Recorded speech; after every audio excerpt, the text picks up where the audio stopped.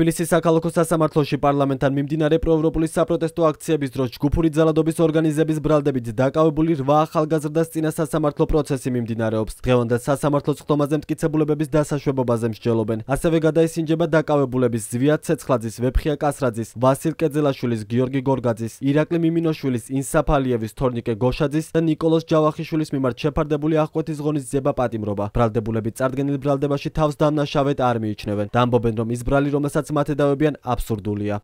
Თქვენ გავიწევთ ის, რომ ჩვენ არც ერთი ადამიანი აქ არ ვართ ნასამართლები და გავიწევთ ამავდროულად ის, რომ არსებობს უდანაშაულობის პრეზუმპცია და სპეკულირებთ, რომ თქვენ როდესაც ჩვენ ბრალდებას ვდებთ, რაღაცაში ეს ჯერ კიდე იმას არ ნიშნავს, რომ ჩვენ ეს ჩავიდინეთ. მეტიც, სასამართლო სანამ ჩაქუს არ დაარტყამს, სასამართლოს წინაშეც კი ჩვენ უდანაშაულოები გაქცევის საფუძველი, როდესაც ვსაუბრობთ, ჩვენ ერთმანეთს არ მოგვეპოვება, რომ ჩვენ გავიქეცით, ან ადგილზე მოსულ პოლიციას წინააღმდეგობა გავუწიეთ მას შემდგომ, როდესაც ამ პოლიციელმა გაგვაცნო, რომ აი მე თქვენ უნდა დაგაკავოთ 225 მუხლით.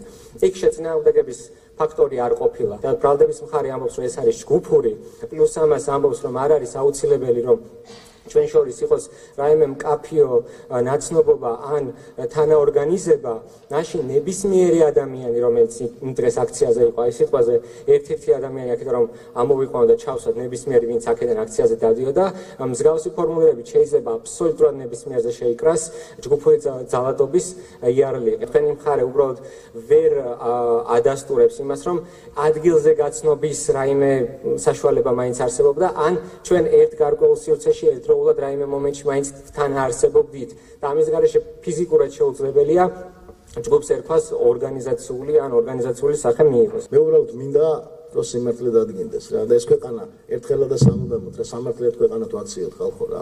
ეს არის ჩემი, თორე მე რამდენ წელს მომიჟია, ჩემს არ აქვს ნიში. მე ბედნიერი ვარ, რომ ჩემი სამშობლოსთვის ვიჟები რა. ჩემი სამშობლოს სიყვარულისთვის ვიჟები და რამდენი წელიც არ უნდა მომისაჯო, ხო? ჩემი სიცოცხლეს რო დაჭირდეს ჩემ ქვეყანას.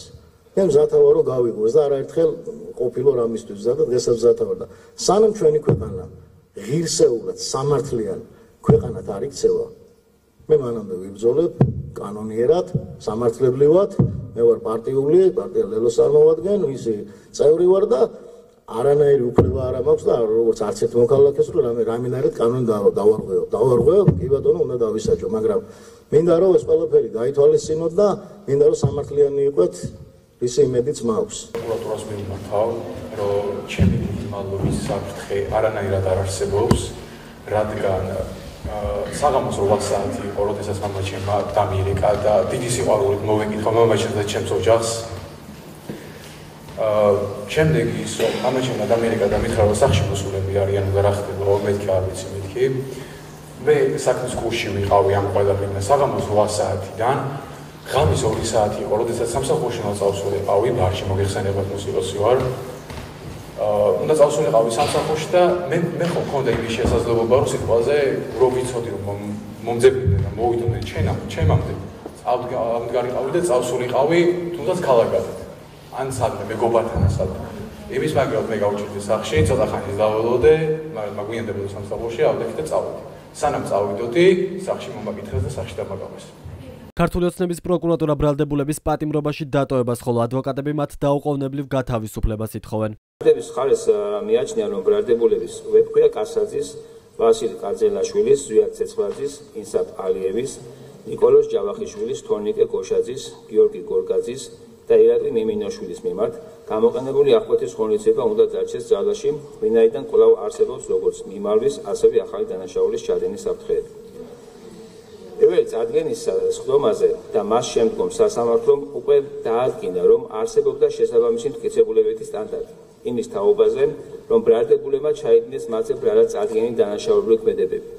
რაც შეეხება დღევანდელ სხდომაზე, სასამართლომ უნდა იმსჯელოს ბრალდებულების მიმართ გამოყენებული კონკრეტული აღკვეთის ღონისძიების მიზანშეწონილობის საკითხზე და გაარკვიოს კვლავ არსებობს თუ არა პატიმრობის გამოყენების აუცილებლობა. ყველა ესენი იურიდიულად დღეის მდგომარეობით უდანაშაულოები არიან. ამიტომ კანონის მოთხოვნაა, რომ როცა უდანაშაულო ადამიანს პატიმრობა როგორც ყველაზე მკაცრი ღონისძიება ეფარდება, იყოს დასაბუთებული ვარაუდი იმისა, რომ გარდა იმისა, რომ პირმა დანაშაული ჩაიდინა, არსებობდეს დასაბუთებული ვარაუდი, რომ მიიმალება, მოწმეებზე გავლენას მოახდენს, სასამართლოში არ გამოცხადება და ასე შემდეგ.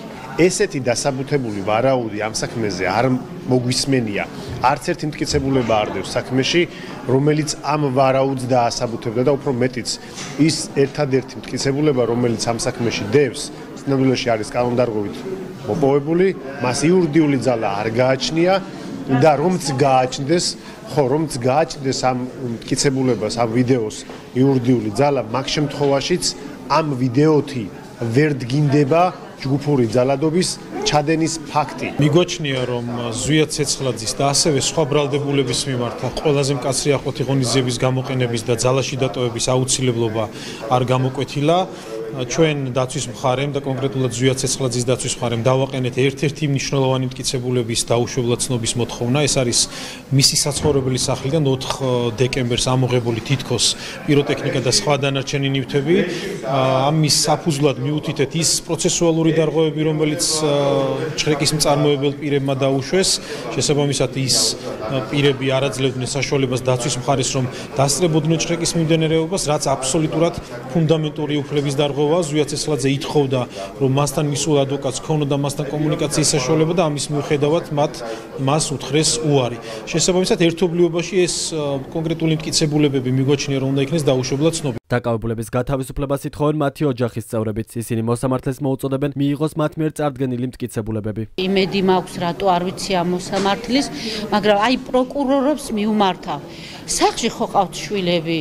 როგორ შეიძლება ამ ხელა ცოდვით დამძიმებულმა ატარონ ეს ცოდვა და ასეთი 19 და 20 წლის ბავშვები გაწირო 9 წლისთვის, ისე რომ წარბიც არ შეგიხამ საერთოდ სირცხვილის გნობა რომ არ გაგაჩნდეს და აი მოსამართლეს მიუმართავ როგორც დედა, მიიღოს ეს მტკიცებულებები და განიხილოს ეს მტკიცებულებები და ფაქტებად დართოს საქმეში რა, ნამდვილად მნიშვნელოვანია ეს ჩვენთვის.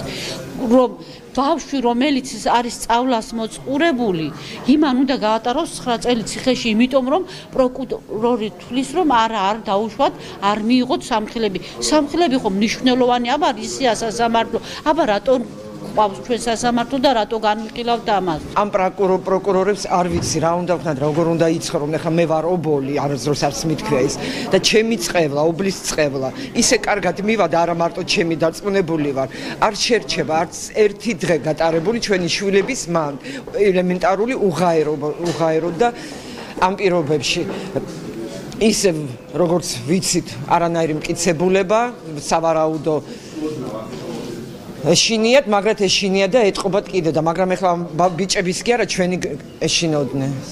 ჩვენი მშობლების. დღევანდელ ხტომაზე ნიკოლოზ ჯავახიშვილის ადვოკატმა გუჯა ავსაჯანიშვილმა საქმის მასალებს თავდებობის განცხადება დაურთო, რომელსაც საპროტესტო ბანერის ფორმა აქვს. ბანერის ერთ მხარეს წერია თავისუფლება რეჟიმის ტყვეებს, მეორე მხარეს კი მოქალაქეების ხელმოწერებია, რომლებიც ჯგუფური ძალადობის საქმეზე დაკავებული დემონსტრანტების გამოშვებას მხარს უჭერენ. მოსამართლე დავით მგელაშვილი დაინტერესდა, რატომ წარმოადგინა ამ ფორმით დანართი ადვოკატმა. და უკან გახლავთ ხელმოწერები. რამდენი ადამიანის ხელმოწერაც დაეტი აღნიშნულმა, ასე ვთქვათ, ბანერმა, ყველა შევსებული, ასე ვთქვათ.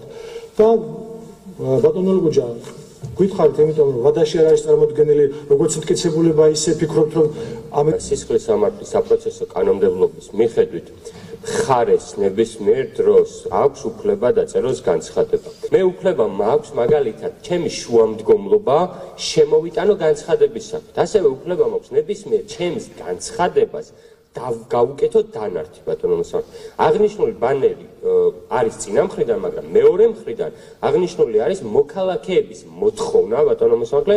ასევე მაქვს თან თავდებობის დოკუმენტები, რომლებსაც წარმოგიდგენთ, მაგრამ რადგან ვიცი, რომ რადგან ბანერი იყო და სასამართლოს ტერიტორიაზე ვერ შემოვიტანდი, მაგრამ ვიცი ასევე, რომ კანცელარიით ნებისმიერი რამის დანართად შემოტანა შემილია, აღნიშნული დოკუმენტაცია ხელზე ჩაბარების ნაცვლად შემოვიტანე კანცელარიით, რადგან მოწოდება ყოფილიყო ბევრად ეფექტური. დაკავებულებიდან 3-ს ზვიად ცეცხლაძეს, ვეფხია კასრაძეს და ვასილ კეძელაშვილს ჯგუფური ძალადობის ორგანიზებასა და ხელმძღვანელობას ედავებიან. მათ 6-დან 9 წლამდე თავისუფლების აღკვეთა ემუქრებათ. ბრალდებულებიდან 5-ს გიორგი გორგაძეს, ირაკლი მიმინოშვილს, ინსაფ ალიევს, თორნიკე გოშაძეს და ნიკოლოზ ჯავახიშვილს ჯგუფურ ძალადობაში მონაწილეობას ედავებიან. მათ 4-დან 6 წლამდე თავისუფლების აღკვეთა ემუქრებათ.